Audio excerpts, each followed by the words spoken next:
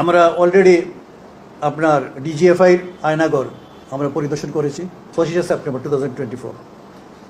আর আমরা একদিন আগে আমরা ডিটেকটিভ ব্রাঞ্চ অ্যান্ড সিটিটিসির যে ইন্টারোগেশন সেলস ওইগুলো আমরা পরিদর্শন করেছি বা ভিজিট করেছি সরজমিনে, কিন্তু আমরা সেখানে কোনো ভিকটিমস অফ এনফোর্স ডিসঅ্যাপিয়ারেন্স কোনো পাই নাই আমরা। হ্যাঁ, আমরা হেলিকপ্টার থেকে শুধুমাত্র টিয়ার শেল এবং সাউন্ড গ্রেনেড নিক্ষেপ করেছি।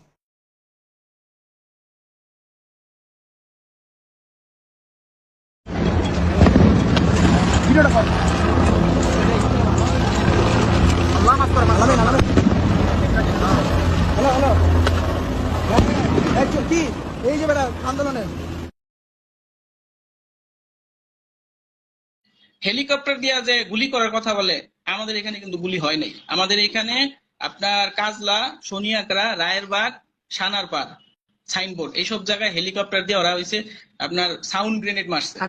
একদম দেখাই গেছে, আমাদের এখান থেকে কাজলা থেকে দেখাই গেছে যে ওনারা সাউন্ড গ্রেনেড মারতেছে।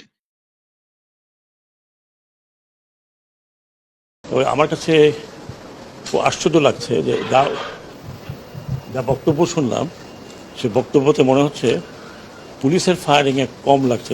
এদের সিভিলিয়ান ড্রেসে হাতে 7.62, আপনারা নিজে দেখছেন 7.62, মানে 7.62 রাইফেল। এখন ইনভেস্টিগেশন করার, ম্যাসিভ ইনভেস্টিগেশন দরকার যে এরা কারা, কাদের হাতে এই রাইফেল, যেটা প্রহিবিটেড রাইফেল, কাদের হাতে এটা আসছে, এই এলাকাতে কে কারা দিচ্ছে।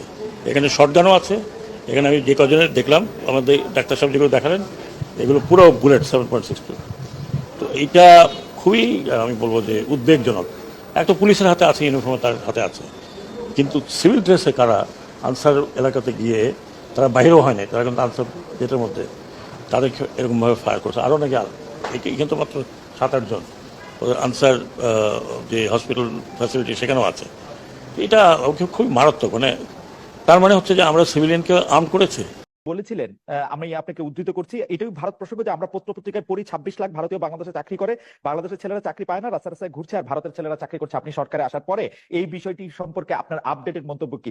ভারতীয় এখন কি করছেন? Thank you. এটা আমি প্রথমে আপনাকে বলে রাখি, এটা কিন্তু আমি উপদেষ্টা হওয়ার পর বলি নাই। অনেকে এটা কনফিউশন ছড়ানোর জন্য, এটা আপনি ক্লিয়ার আছেন, আমি উপদেষ্টা হওয়ার পর বলি নাই। আগে সরকারে আছেন, আপনাদের কাছে কি কোনো তথ্য, মানে ওরা যদি রেমিটেন্স পাঠাতে হয় সেটা একটা প্রপার ব্যাংকিং চ্যানেলে পাঠাতে হবে। ওরা যদি এখানে কাজ করে তাহলে সেটার একটা কোনো না কোনো ভাবে পাসপোর্ট দিয়ে তারা যদি এন্ট্রি করে সেটা তাদের এখানে থাকবে।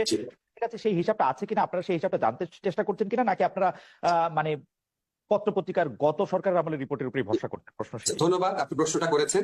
আমি প্রথমে আপনাকে ক্লিয়ার করি, আজকে প্রবাসী কল্যাণ মন্ত্রণালয় যখন গিয়েছিলাম তখন একজন সাংবাদিক আমাকে প্রশ্ন করেছিলেন, উনার ধারণা ছিল এটা হচ্ছে আমার মন্ত্রণালয়ের বিষয়। আমি প্রথমে আপনাকে ক্লিয়ার করি, বাংলাদেশে যারা বিদেশি চাকরি করেন, আইদার লুকিয়ে অথবা প্রকাশ্যে, এটা আমার মন্ত্রণালয়ের বিষয় না। আমি হচ্ছে বিদেশে যারা বাঙালি চাকরি করেন, সেটা আমার মন্ত্রণালয়ের বিষয়। আমি আমার 3টা মন্ত্রণালয়ে এত ব্যস্ত থাকি, আমি আপনাকে অনেস্টলি বলি, আমার প্রথম 1 মাসে আমি 3-4 ঘন্টা ঘুমাতাম, আমি 16 ঘন্টা কাজ করেছিলাম। আমি শুক্রবার দিন অফিস করতাম, সচিবালয় সবাই আছে, আপনারা খবর নিয়ে জিজ্ঞেস করেন। ফলে আমি আমার মন্ত্রণালয়ের বাইরে অন্য কোনো কিছু দেখার সুযোগ পাই নাই।